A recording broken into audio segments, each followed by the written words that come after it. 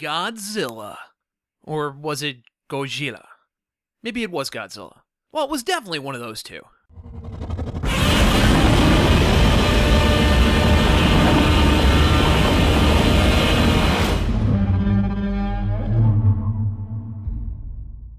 Godzilla was massively devoid of monsters fighting each other, which, for a monster movie, that might be an instant deal breaker. But not so much in the case of Gareth Edwards' Godzilla. What one would assume going in to be a 2-hour barrage of CGI in your face actually turned out to be a pretty good character study type film. The movie stars Walter White, playing a former head of a nuclear power plant, and Kick-Ass, playing the US military's apparently only bomb specialist on the planet, as father and son as they venture through an abandoned radioactive city in search of answers to the truth of what really happened there.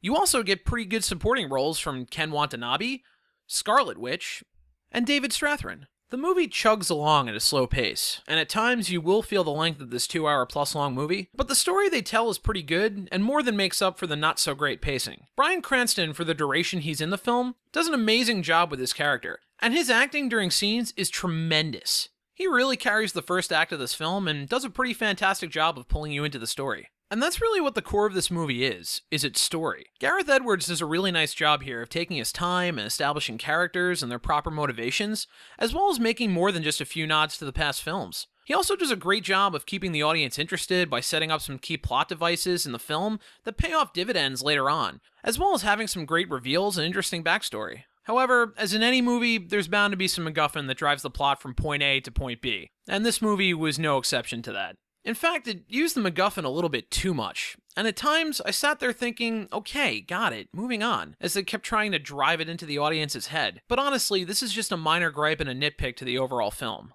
As far as Godzilla goes, he was awesome. Godzilla on his own was worth the price of admission. And this may be the single best interpretation I've seen of this character on the big screen yet. Gareth Edwards does a dynamite job of crafting Godzilla to look and feel like an updated version of the 1954 incarnation. The fight scenes were fantastic, and were more natural and a little less goofy when compared to, say, Pacific Rim. My only minor gripe here is that you just simply don't get enough of them. There was also times when the film seemed like it was building up for a fight, and you were like, alright, here it comes, it's gonna happen, and no, let's cut to the news desk. However, the movie does pay off in the end, and you do get exactly what you were hoping for. In the end, for a film that I was cautiously optimistic about, especially after the last time they tried to do an American version, Gareth Edwards stepped up to the plate and really knocked it out of the park and delivered 100% with this film. He really understood the character and the mythos of Godzilla, and he made the character as wondrous and fantastical as the original. There was also some pretty cool visual nods to Jurassic Park in this film that kind of make me wish he was directing Jurassic World. Gareth Edwards definitely made a statement with this movie that he can handle these type of films, and I'm incredibly interested to see what he does next. In closing, I'd give this film 4 out of 5 Wiseaus, and I'd highly recommend seeing it in IMAX. Just as a side note, I unfortunately showed up a little too late to the theater when going to see this movie, and I ended up sitting in the second row of an IMAX theater, and I thought, well, this is definitely going to affect my movie-going experience, but actually, sitting under a giant IMAX screen with a 3D monster over you actually ended up being pretty cool. So if you're like me and showed up late, and the first few rows are the only ones open, don't be too discouraged. You might have a fun time.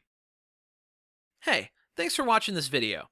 And if you like what you saw, remember to like, comment, and subscribe. I've also just joined Facebook and Twitter, so if you want to be kept up on the latest movie news, go ahead and click on those links too and follow me. And don't forget to check out the other videos on this fine channel.